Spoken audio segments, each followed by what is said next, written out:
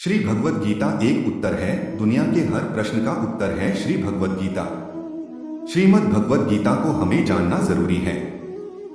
जीवन का ऐसा कोई प्रश्न नहीं जिसका उत्तर भगवान श्री कृष्ण गीता में नहीं देते। श्रीमद् भगवद गीता हिंदुओं के पवित्रतम ग्रंथों में से एक है। महाभारत के अनुसार कुरुक्षेत्र युद्ध में भगवान श्री कृष्ण ने गीता का संदेश अर्जुन को सुनाया था। यह महाभारत के भीष्म पर्व के अंतर्गत दिया गया एक उपनिषद है। श्रीमद् भगवद गीता में एकेश्वरवाद, कर्म योग, ज्ञान योग, भक्ति योग की बहुत सुंदर ढंग से चर्चा हुई है।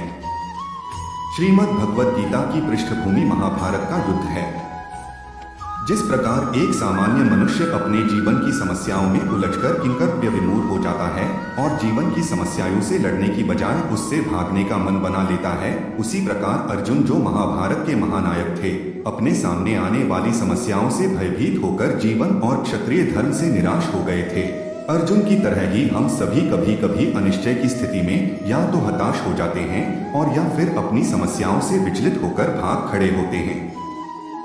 इसीलिए भगवान श्री कृष्ण ने जन सामान्य के लिए कर्तव्यनिष्ठ मार्ग को इंगित करने के लिए इस महाज्ञान को गीता के माध्यम से प्रस्तुत किया है। श्रीमद् भगवद गीता महात्म्य। प्रारब्ध को भोगता हुआ जो मनुष्य सदा श्रीमद् भगवद गीता के अभ्यास में आसक्त हो वही इस लोक में मुक्त और सुखी होता है तथा कर्म में लिपायमान नहीं होता। जिस प्रकार कमल के पत्ते को जल स्पर्श नहीं करता, उसी प्रकार जो मनुष्य श्रीमद् भगवद गीता का ध्यान करता है उसे महापाप आदि पाप कभी स्पर्श नहीं करते। जहाँ श्रीमद् भगवद गीता की पुस्तक होती है और जहाँ श्रीमद् भगवद गीता का पाठ होता है, वहाँ प्रयाग आदि सर्व तीर्थ निवास करते हैं। जहाँ श्रीमद् भगवद गीता प्रवर्तमान है वहाँ सभी देवों, ऋषियों, योगियों, नागों और गोपाल बाल श्री कृष्ण भी नारद, ध्रुव आदि सभी पार्षदों सहित जल्दी ही सहायक होते हैं। जहाँ श्रीमद् भगवद गीता का विचार, पठन, पाठन तथा श्रवण होता है वहाँ भगवान श्री कृष्ण अवश्य निवास करते हैं। भगवान श्री कृष्ण कहते हैं, श्रीमद् भगवद गीता के आश्रय में रहता हूँ। श्रीमद् भगवद गीता मेरा उत्तम घर है और श्रीमद् भगवद गीता के ज्ञान का आश्रय करके मैं तीनों लोकों का पालन करता हूँ। श्रीमद् भगवद गीता अति अवर्णनीय पदों वाली, अविनाशी, अर्धमात्रा तथा अक्षर स्वरूप, नित्य, ब्रह्मरूपिणी और परम श्रेष्ठ मेरी विद्या है, इसमें संदेह नहीं है। श्रीमद् भगवद गीता चिदानंद श्री कृष्ण ने अपने मुख से अर्जुन को कही हुई तथा तीनों वेद स्वरूप, परमानंद स्वरूप तथा तत्वरूप पदार्थ के ज्ञान से युक्त है। जो मनुष्य स्थिर मन वाला होकर नित्य श्री गीता के 18 अध्यायों का जप पाठ करता है वह ज्ञानस्थ सिद्धि को प्राप्त होता है और फिर परम पद को पाता है।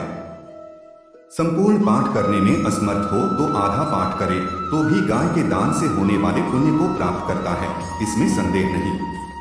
तीसरे भाग का पाठ करे तो गंगा स्नान का फल प्राप्त करता है और छठवें भाग का पाठ करे तो सोमयाग का फल पाता है।